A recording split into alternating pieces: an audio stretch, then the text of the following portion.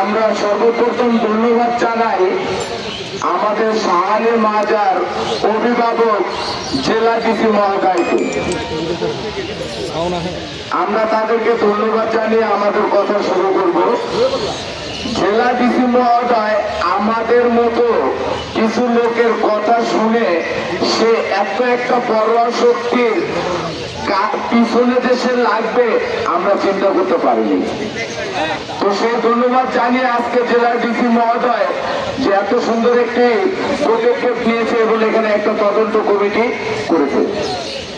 তো তার তদন্ত কমিটি করেছে এবং বর্তমানে মাজার ওয়াকফ স্টেট মাজার ম্যানেজার মোর্শেদ সাহেব তিনি নাকি সামরিক বরখাস্ত হোসেন এবং ফরাসি ইনচার্জ মিজানুর রহমান মিজান তিনি বরখাস্ত হয়েছেন। কিন্তু আমার কথা হলো 130 জন না জানি 138 জন স্টাফের মধ্যে এই দুজন ব্যক্তিকে কি চোখে দেখলেন? আর ব্যক্তিগুলো গেল কোথায়? তারা কোথায় গেল?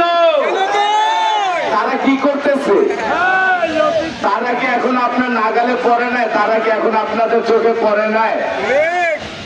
যদি তারা আপনার চোখে পড়ে থাকে, যদি আপনার নাগালে পড়ে থাকে, অবশ্যই কোনো বিলম্ব না করে অবিলম্বন তাদের পদক্ষেপ নেন।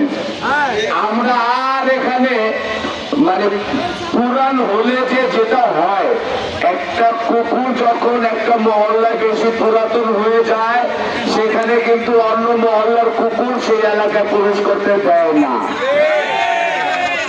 আমরা যারা এই মানে এই বর্তমানে বসবাস করতেছি আমরা আমাদের এই যে অন্য কোনো পন্থায় নিতে পারলাম না, কারণ ওনারা এমন ভাবে আমাদেরকে রেখেছে যে আমরা কুকুরের চেয়েও অদম।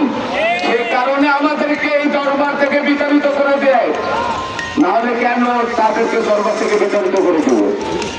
তো এই বিতাড়িত যেন না করতে পারে সেই জন্য আমি ডিসি মহোদয়কে আহ্বান জানাবো। আসলে বলার অনেক কথা বলার জন্য বলতে পারতেছি না, সময়ের অভাবে সংক্ষিপ্ত ভাবে বলতেছে।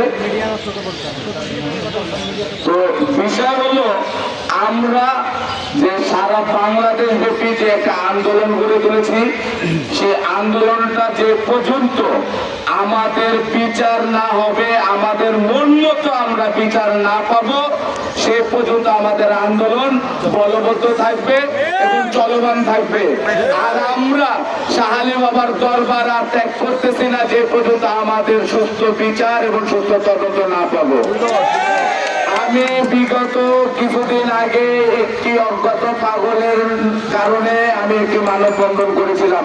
সেই পাগলকে দারোয়ান সিকিউরিটি ইনচার্জ শহীদের নেতৃত্বে মতিন গাজী সহায়তায় শাহালি বাবার দরবার থেকে তাকে টুকরিতে ফোর করে রাস্তার সড়কে রেখে আসা হয় এবং সেই সড়কে একটি চলমান গাড়ি গতিশীল একটি গাড়ি তাকে চাপা দিয়ে মেরে যায়।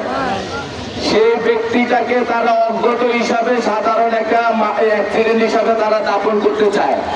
তখন আমি এইটার বিরুদ্ধে দাঁড়ানোর পরে ওসি সাহেবের সাথে আমার অনেক লড়াই তকাতকি হয়।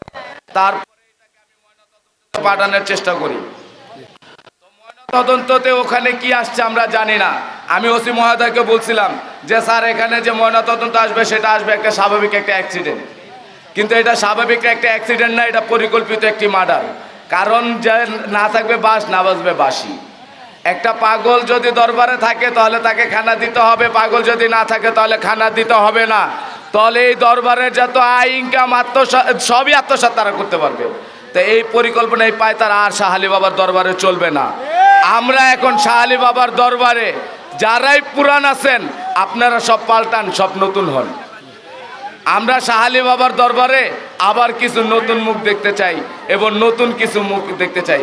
এই কথা বলে আপনাদের কাছে আমি বিদায় নিচ্ছি।